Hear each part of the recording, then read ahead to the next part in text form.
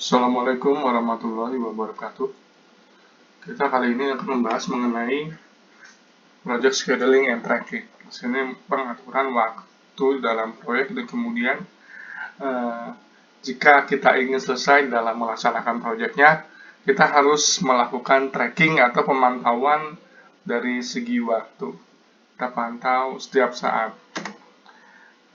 Project scheduling and tracking ini adalah suatu aktivitas yang didistribusikan bagaimana kita menentukan effort atau biaya. Kemudian pada saat kita melakukan perencanaan proyek, pada saat di antaranya tersebut kita mengalokasikan effort atau disebut sebagai sumber daya untuk melakukan pekerjaan software engineering tersebut. Tasnya dikatakan sebagai untuk membuat programnya, berapa lama program itu dibuat, siapa saja yang membuat, tingkat keahlian apa, dan lain sebagainya. During early stage atau pada saat awal daripada pembuatan planning dari suatu proyek atau perencanaan di proyek,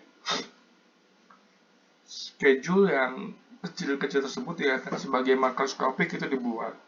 Berapa lama tas-tas kecil itu dibuat selesai dan lain sebagainya. Tipe daripada schedule ini untuk mengidentifikasi semua software besar yang dibuat, aktivitasnya, kemudian fungsi product function atau fungsi yang dihasilkan sehingga sampai program tersebut diselesaikan. Dipecah-pecah software tersebut, sebuah software besar dipecah-pecah, kemudian tindakannya apa saja, tidak hanya untuk membuat program tapi juga termasuk perencanaan program, struktur program, desain, dan lain sebagainya. Kemudian pada saat berjalan, setiap entry atau setiap masukan tersebut pada schedule yang sudah ditentukan dalam bentuk makroskopik schedule itu di-refine, dicari, kemudian menjadi detail schedule. Bisa jadi dalam bentuk catatan jam atau waktu, bisa jadi dalam satu harian, dan lain sebagainya. Konsep dasar daripada proyek tersebut sebagai karena di beberapa kasus kadangkala terkendala. Kenapa software yang dibuat itu terlambat dihantarkan?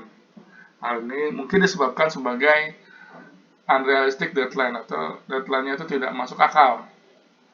Karena Anda sudah membuat game dengan open world yang besar dalam jangka waktu 1 bulan dan lain sebagainya. Tiba-tiba juga ada yang lain sebabnya, changing customer requirement. Tadinya kita hanya butuhnya, katakanlah kebutuhannya komputernya Pentium i3, itu sudah mudah softwarenya. Tapi ternyata di tengah jalan ada komputer kebutuhannya berubah. Jadi bagaimana kalau bisa jalan di Pentium 1 atau 2 core dan lain sebagainya. Hal ini menyebabkan meski kita melakukan coding yang terbaru yang kadangkala tidak ada di dalam jadwal yang dibuat. Kemudian juga underestimate of the amount of effort, jadi tidak kita menentukannya terlalu kecil untuk biaya untuk effort yang keluar, ternyata lebih besar. Or number of resources atau jumlah resourcesnya yang terlalu sedikit yang dibutuhkan untuk menyelesaikan pekerjaan. Kemudian juga karena ada predictable atau unpredictable risiko yang bisa diprediksi dan tidak diprediksi, yang tidak diperhatikan ketika proyek itu dimulai. Ada lagi kesulitan teknis yang awalnya tidak terlihat pada kondisi perencanaan. Ada lagi human difficulty that could not have been foreseen in advance. Human difficulty ini termasuk dalam pada saat kita melakukan wawancara gitu. Tiba-tiba orang yang seharusnya kita wawancara tiba-tiba tidak bisa didatangkan karena sakit atau sebab hal yang lainnya. Kemudian miscommunication among project staff that result in delays. Pada saat pengerjaan project terjadi miskomunikasi, awalnya kita mengerjakan software A, ternyata functionnya B, ternyata untuk softwarenya berbeda. Katakanlah softwarenya dikatakan sebagai F, kemudian functionnya dalam bentuk G, dan selanjutnya. A failure by a project management to catch that the project is falling behind schedule. Kegagalan oleh manajemen proyek yang untuk mengetahui bahwa proyek tidak sesuai dengan schedule, atau terlalu terlambat, tiba-tiba mepet schedule-nya, atau juga tidak dilakukan aksi untuk mengkoreksi masalah tersebut. Ini yang dikatakan sebagai basic konsepnya. What should we do when management demand that make a deadline that is impossible? Apa yang kita lakukan ketika manajemen menentukan kita harus memiliki deadline yang tidak mungkin dikerjakan. Yang harus kita lakukan adalah kita melakukan estimasi detail menggunakan data historical atau data yang sebelumnya dari proyek sebelumnya. Kita menentukan estimasi effort, estimasi yang biayanya dan juga durasi daripada proyeknya. Kemudian dengan menggunakan proses model proses incremental yang akan memberikan critical functionality, fungsi-fungsi yang kritis yang menyebabkan deadline itu lama. Kemudian di dokumen plan, didokumentasikan perencanaan tersebut. Kemudian kita bertemu dengan customernya juga menggunakan estimasi detailnya, menjelaskan mengapa deadline tersebut tidak realistis. Kemudian tawarkan pengerjaan yang incremental strateginya, kemudian sebagai alternatif. Strateginya itu tidak dikatakan tidak full, dikatakan 100%, tapi dalam bentuk seolah-olah ada dan lain sebagainya. Prinsip dasarnya itu compartmentalization, artinya itu project harus bisa melakukan compartmentalisasi menjadi beberapa angka, beberapa pecahan yang bisa kita beberapa sejumlah aktivitas yang bisa diatur dan juga menjadi task yang lebih kecil. Untuk menyelesaikan hal tersebut, compartmentalization tersebut, produk dan the process harus dipecah-pecah menjadi lebih mudah. Kemudian interdependensi, keterkaitan antara dari compartmentalisasinya tadi, aktivitasnya, kemudian atau pekerjaannya harus ditemukan. Software kita pecah menjadi bagian-bagian yang kecil, kemudian disusun, dipecah-pecah aktivitasnya atau tasknya harus ditentukan. Beberapa task harus muncul di dalam urutan ketika yang lain muncul secara paralel. Ada yang paralel, ada yang bentuk sekuensial. Artinya sekuensial ini dia menunggu proses lainnya. Sedangkan kalau paralel tanpa harus menunggu proses yang lainnya, dia bisa langsung memulai. Beberapa aktivitas tidak dapat muncul sampai pekerjaan tersebut dihasilkan oleh yang lainnya itu diperbolehkan. Kemudian alokasi waktu, setelah dipecah waktu task-tasknya tersebut, aktivitinya, setiap task tersebut harus di-schedule dan harus dialokasikan beberapa unit pekerjaan, persen per day of effort dan lain sebagainya. Sebagai tambahan, setiap task atau pekerjaan tersebut harus ditentukan untuk memulai waktunya, start date, dan juga penyelesaiannya sampai kapan, completion date. Sehingga fungsi daripada interdependensinya. Effort validation effortnya, pada saat muncul alokasi waktu, project manager harus yakin bahwa tidak ada that no more than allocation number, tidak ada alokasi jumlah orang yang di-schedule pada waktu tertentu. Tentukan responsibility-nya, tentukan adalah tanggung jawabnya. Setiap pekerjaan task di-schedule harus di-assign ke beberapa member tim secara spesifik, anggota tim secara spesifik. Kita menentukan outcome-nya, tentukan keluarannya seperti apa. Dari pekerjaan software tersebut, tentukan keluarannya seperti apa. Setiap task kecil-kecil tersebut itu di schedule, kemudian harus menghasilkan outputnya apa. Untuk beberapa project, the outcome itu normal untuk sebagai work product atau hasil daripada pekerjaan, atau juga bisa di deliverable atau bisa diberikan ke user.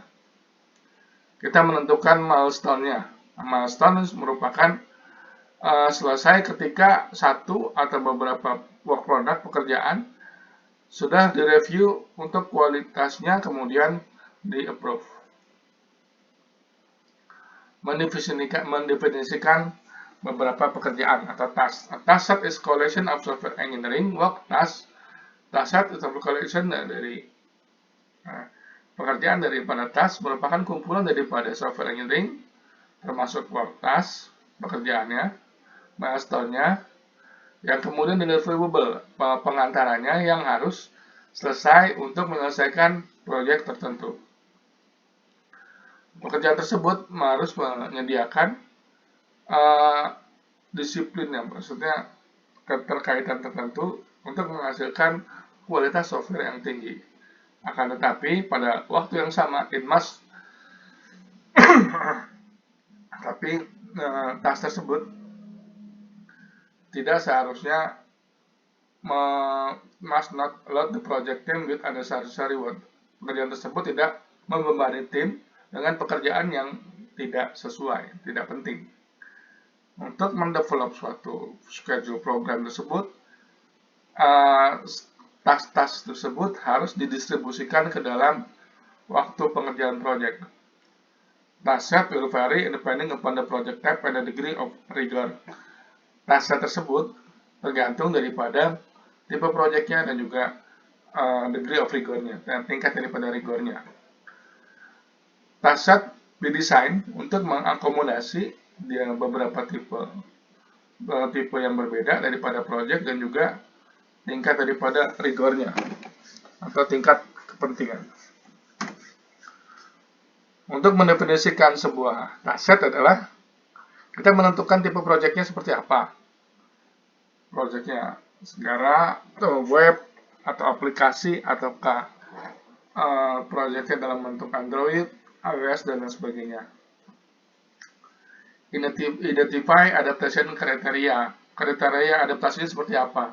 Seperti tadi bisa jadi tipe proyeknya itu mencakup semuanya.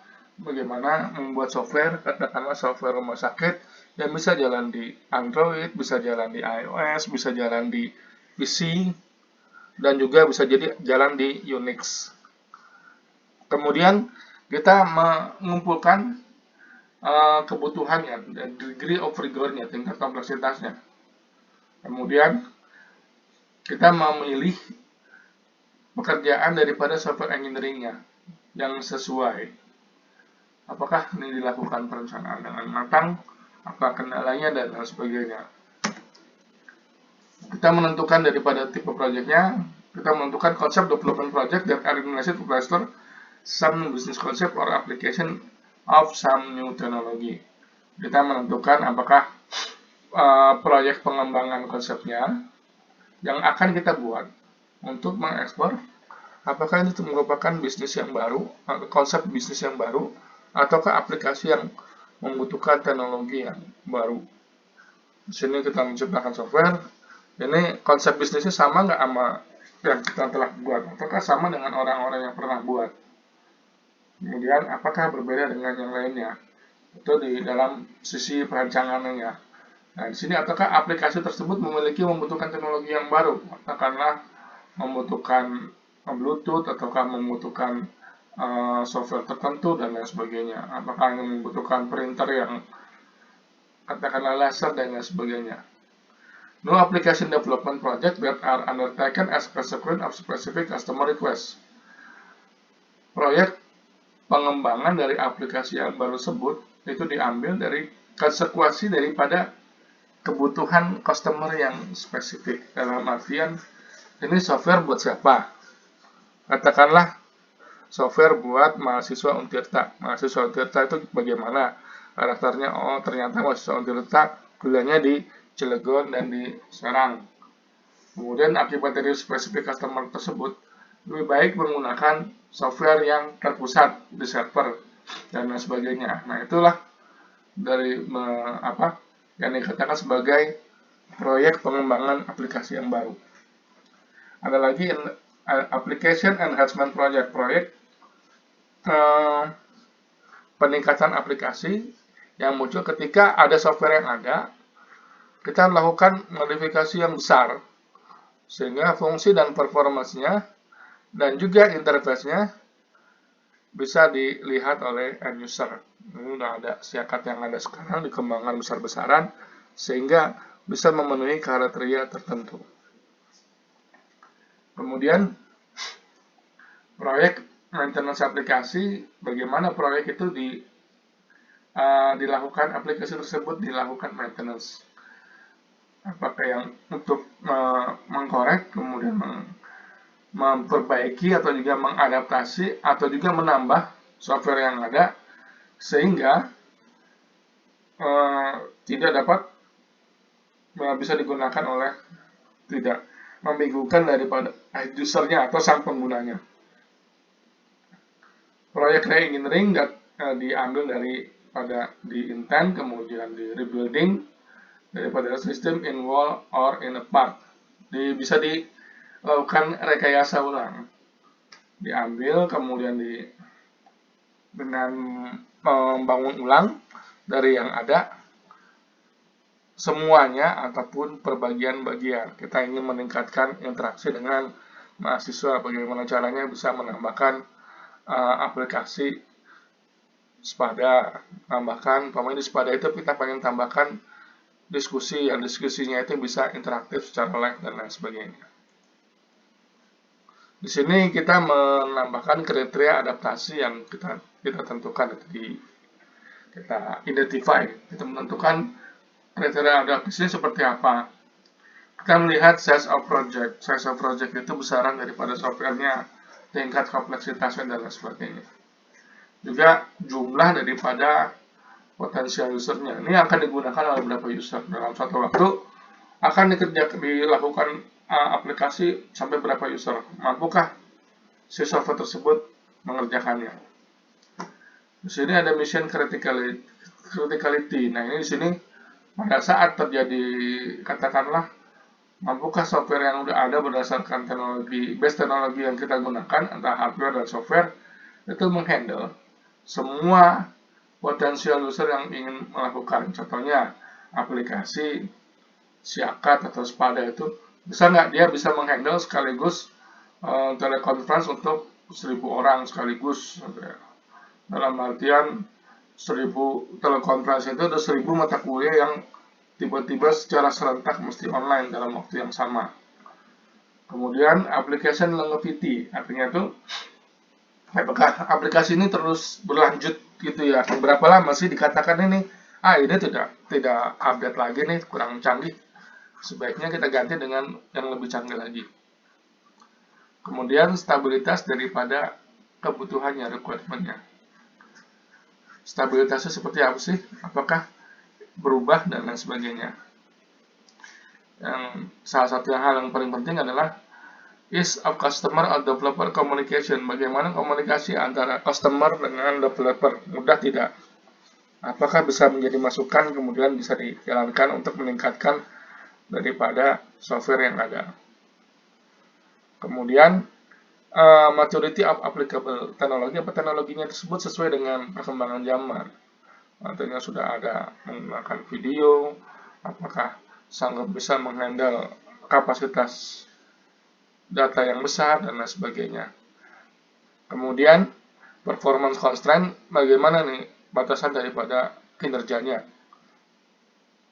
Kemudian project staff, siapa saja yang terlibat di dalam proyek tersebut. Kemudian kita harus juga melakukan re-engineering, bisa nggak kita balik lagi, kita otak-atik, kemudian kita tingkatkan. Setiap daripada kriteria adaptasi tersebut kita tentukan grade-nya dari antara 1 sampai 5. Di mana 1 menunjukkan proyek ini merupakan suatu subset yang kecil daripada task atau pekerjaan proses yang membutuhkan, dan 5 menunjukkan bahwa proyek ini memiliki complete set of process tasks should be applied, merupakan hal yang penting harus di complete gitu ya, proses tasknya itu harus komplit yang harus diaplikasikan. Di situ tentu saja ya hal ini tergantung daripada jenis besarnya dan lain sebagainya daripada software tersebut.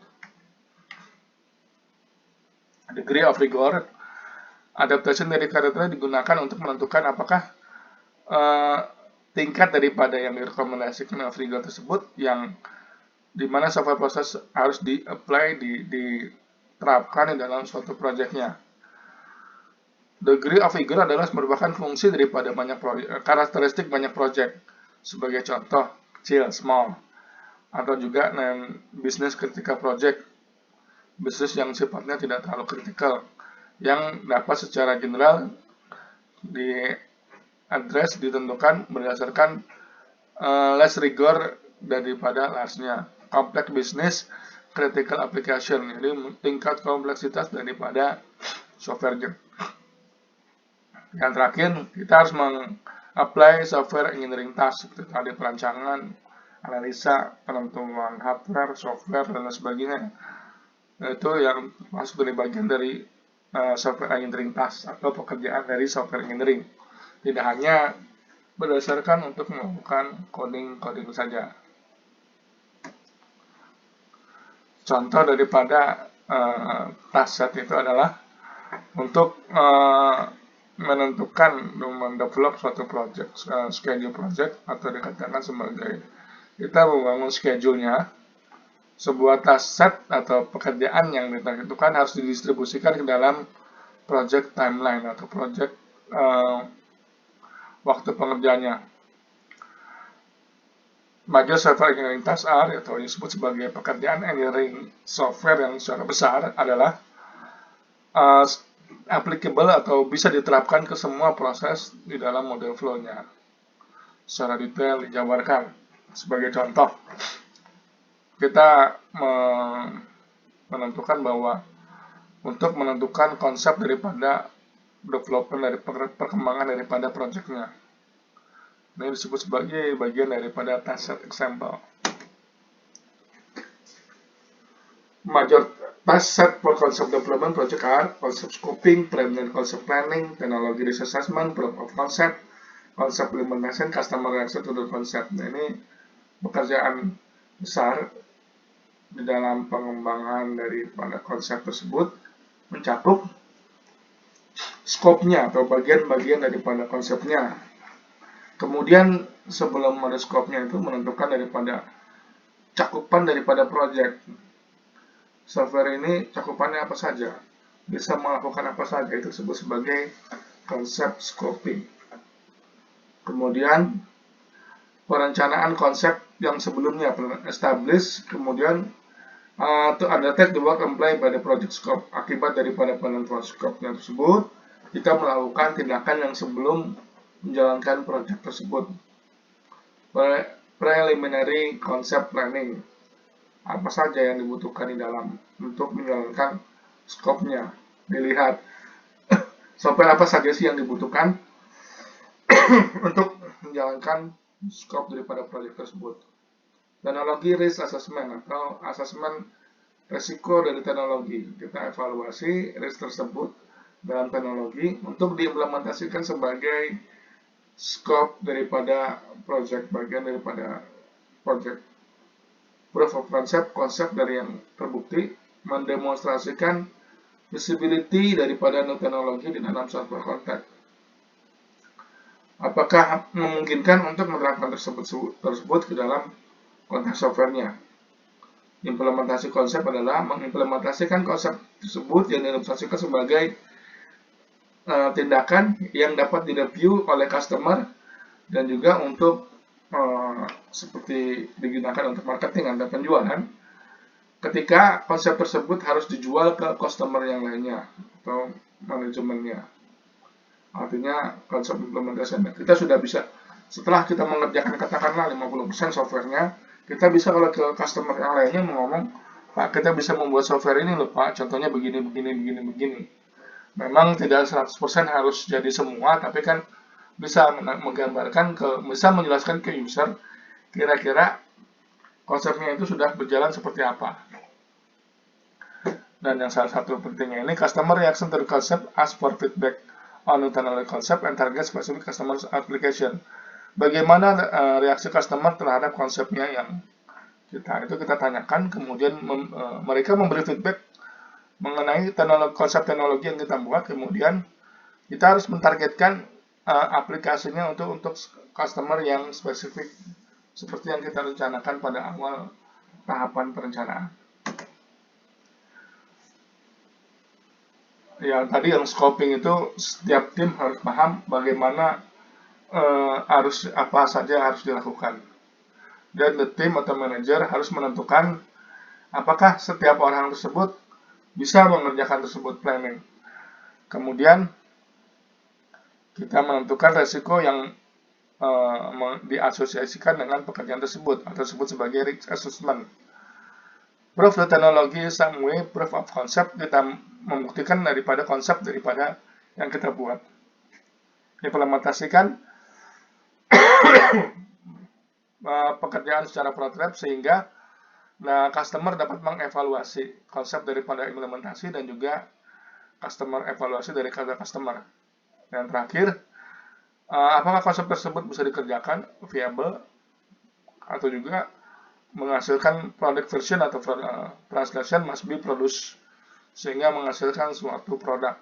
Apa gunanya kita merancang tanpa menghasilkan suatu produk? Nah, inilah tujuan akhir daripada software engineering. Pembagian di dalam penggalian di dalam pekerjaan besar atau major task. Refinement begin atau penggalian diambil dari setiap major task atau juga dipecah menjadi beberapa subtask yang kecil, sebagian-bagian kecil dengan menghubungkan dengan produk yang berkaitan dan juga milestone-nya. Sebagai contoh, task description adalah pembagian. Pekerjaan adalah kita memperhatikan bahwa konsep daripada bagian daripada pembagiannya untuk project development atau pekerjaan proyeknya. Task refinement pekerjaan ini dapat diselesaikan menggunakan format sebagai desain proses pendekatan bahasa pemrograman, digunakan untuk mengilustrasikan aliran daripada aktivitas cakupan daripada yang konsep kita buat. Jadi artinya itu refinement daripada master itu dipecah-pecah, kemudian kita tentukan tujuannya seperti apa sih, softwarenya untuk apa, dan lain sebagainya. Diilustrasikan alirannya sehingga dapat melihat aktivitas sesuai dengan skopnya atau batasannya. Nah, ini contoh dari pekerjaannya. Task definition, identify needs, benefit, dan lain sebagainya. Ini secara detail di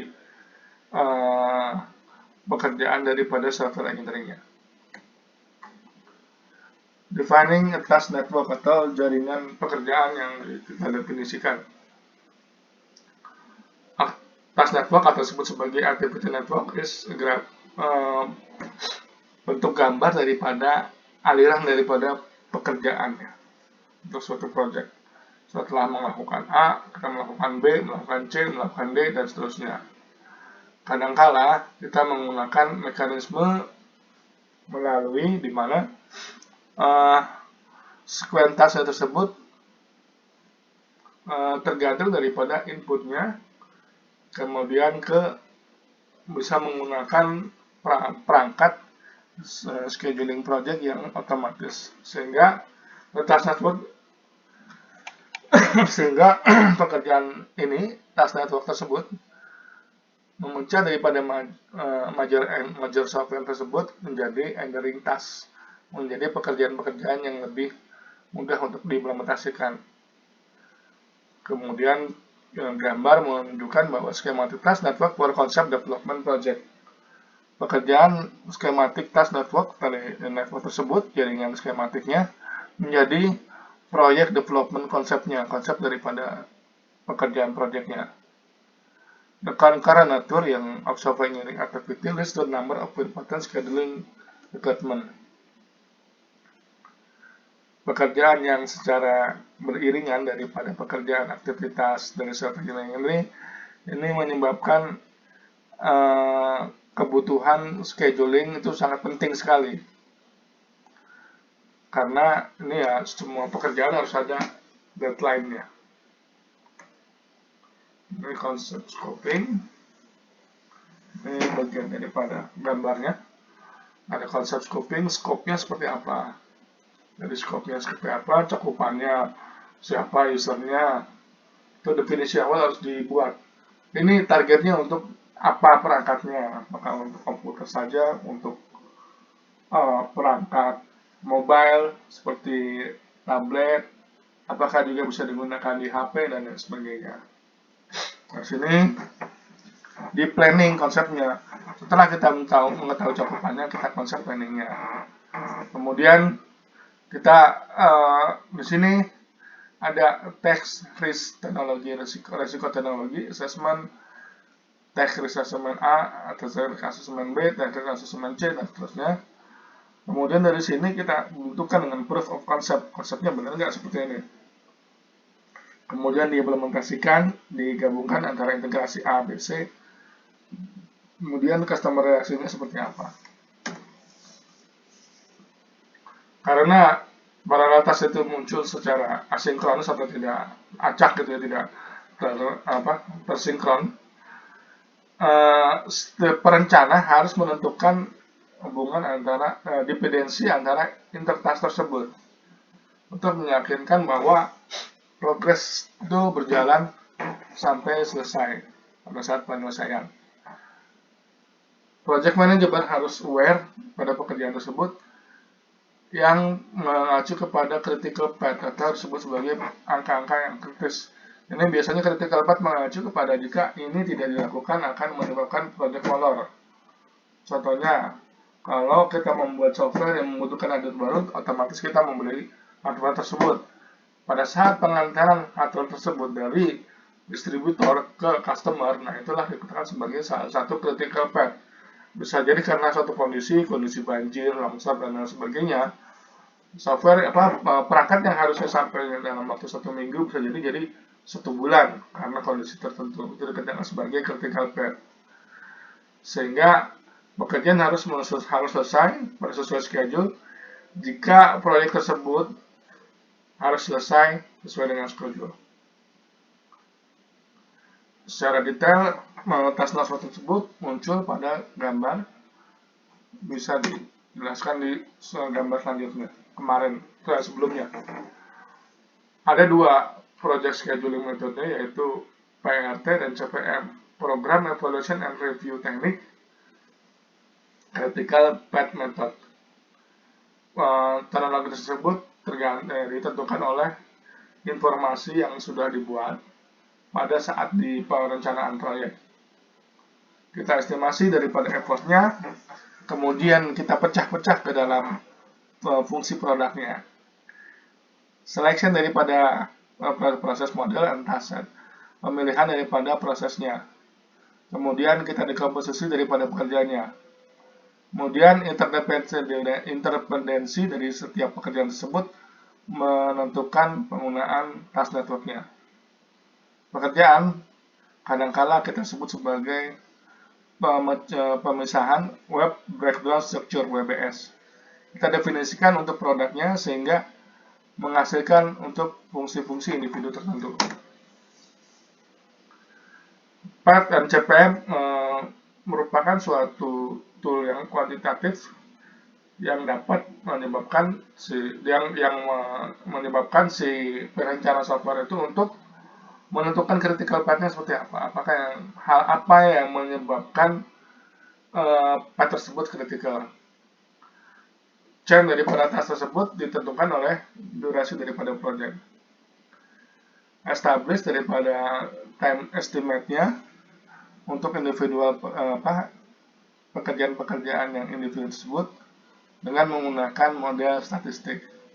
Kita kalkulasikan boundary time-nya, waktu time-nya, kita definisikan time window-nya, berapa lama pekerjaan tersebut untuk menyelesaikan pekerjaannya.